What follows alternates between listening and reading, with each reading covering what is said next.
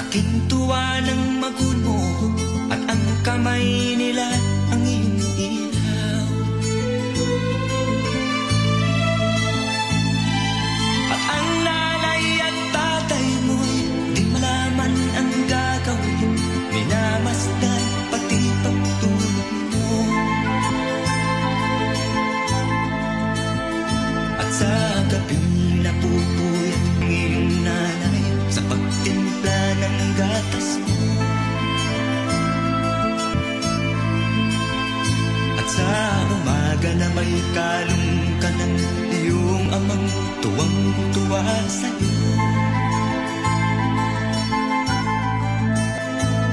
Ngayon nga ay malaki ka na, ang nais mo'y maging malaya, di man sila payag, walang magagawa.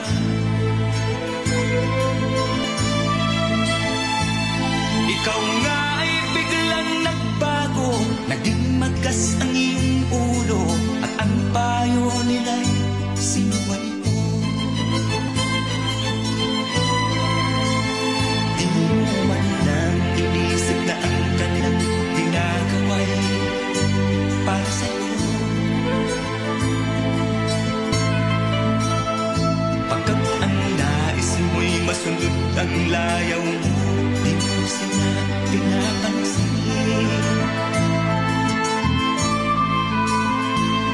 Nagdaan pang mga araw at ang landas mo'y naligaw, ikaw ay nanulong sa masamang bisyo.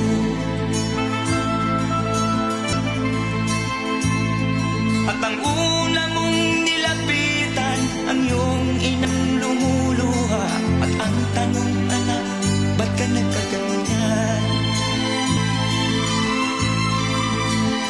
At ang iyong mga matay biglang lumuha nang di mo napapansin.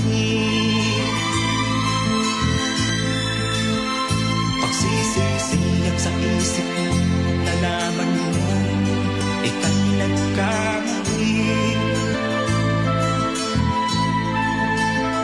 Pagsisisiyag sa isip mo, nalaman mo ika'y nagkamali.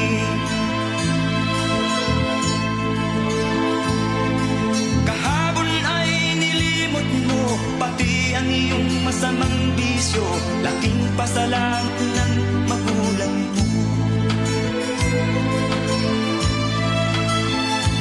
Ikaw nga ay tuluyang nagbago, natagpuan ang sarili, galaw ng isip mo matuwid na. Patuloy ang takbo ng araw at ikaw ay natutong umibig. Hindi naglaon at ipinasya mo, lumagay ka na sa tainip. Pagkabinata mo'y natapos na, malapit ka nang maging ama, kaya lalong nagsikap ng gusto.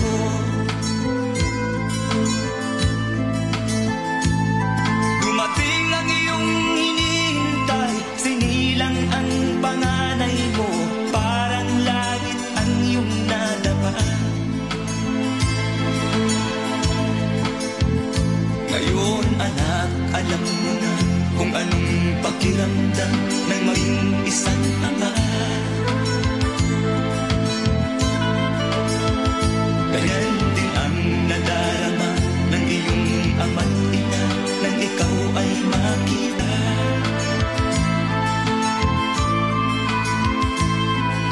Ngayon iyong naramdaman, ngayon iyong naranasan, ngayon iyong maiintindihan.